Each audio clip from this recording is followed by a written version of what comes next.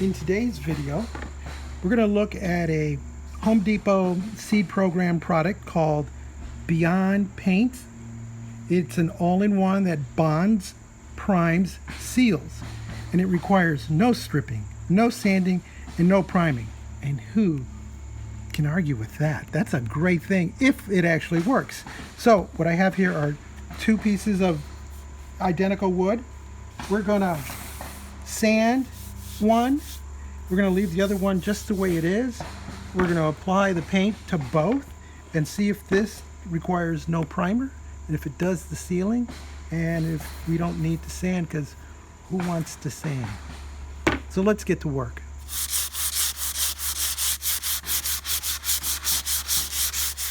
We just sanded this board, and this one we're going to leave alone. You may notice that there's a shiny spot on here, and we're not going to treat this either because supposedly it will deal with that. So we're going to find out, because now we're about to open the product. We take off the lid. Directions on the label don't say anything about mixing the paint. I've never seen paint with a foil. So we're going to peel that back.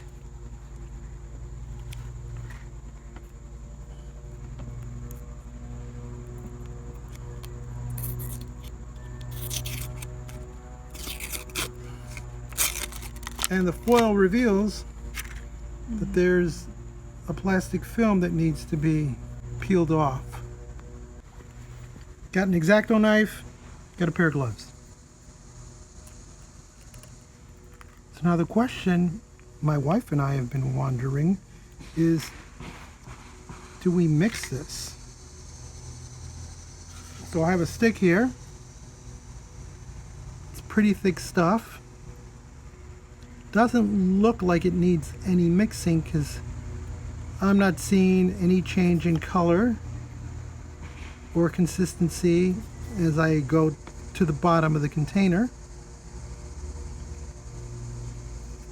which is probably why they don't tell us to mix the paint. We're going to pour a little bit of this onto a pan, and it's recommended that you roll this out as opposed to brushing, unless you're in crevices, and then a brush would be a workable solution. I'm pretty much sliding on as opposed to rolling on. It's very thick. Oh man. So we're still having an issue where the roller just wants to slide as opposed to roll. And the trick that I'm finding is you literally just put the roller on the surface and you let the roller dispense the paint and roll out. There's no downward pressure. If you look at this hand, basically that's what I'm doing. I'm just guiding the roller across. It gives you a sort of dimpled finish, and maybe that will flatten out. We don't know yet. But if we try pushing the roller, then it just smears the paint on. Now we're going to try board number 2. And this is our unsanded board.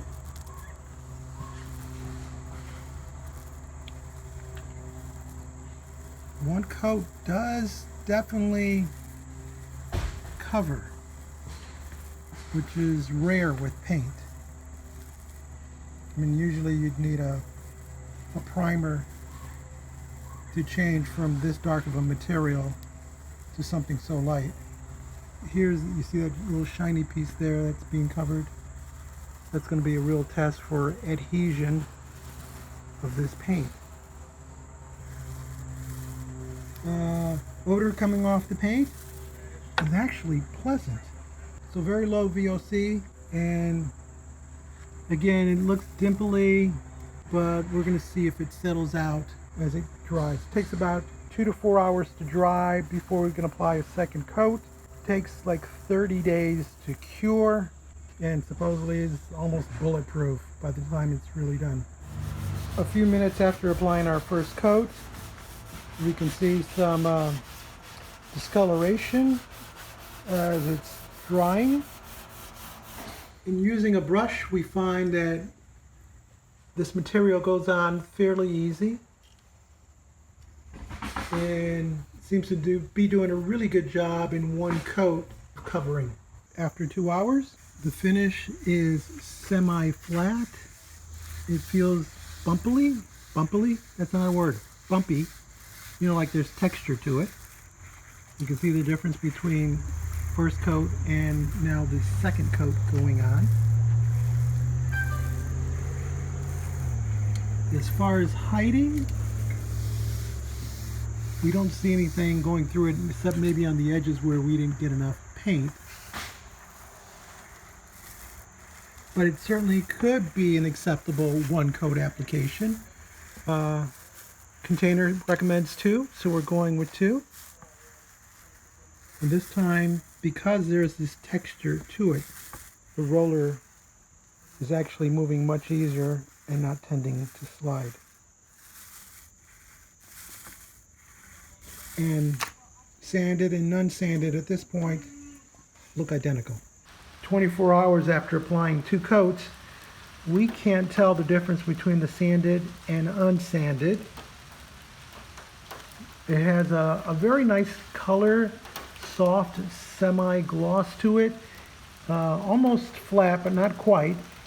The roller has given it a textured kind of feel to it that you can probably see in this video, which we actually like. We did notice that when you paint on, you can actually get a very smooth finish to it. So I think depending on the type of roller, you could get a flat feel to it. Paint's very thick. It pretty much covers in one coat, but we did 2 coats because that's what's recommended. 2 to 4 hours to dry, 7 days to bond to the material, and then 30 days to cure. So it's a long process, but I think if you're doing projects like this and those listed on the container, then you won't have to deal with stripping, sanding, or priming. And while this can be over $100 per gallon, for projects like this, a quart's plenty. You can do a lot of the material. Some of the things you could paint with this include wood, linoleum, glass, laminates, plastic, varnish, tile, masonry, metal, and painted surfaces. Like I said, you wouldn't want to paint a wall with this because it's just too expensive. But for those listed items, some of which can be really tough, this is a pretty darn good product. I'm actually quite impressed and would not hesitate buying a quart for doing small projects like this. Another great thing about the product is it's easy to clean off. Now, if you look at this brush, we used it twice, and normally when you use like a latex, you'd still have little pieces of latex coloring throughout. And this brush is back to its original condition, which was I had used it for other projects. But it's just literally took water and that's it. Normally I add a little bit of soap, and as soon as the water hit it, all the paint came off of it.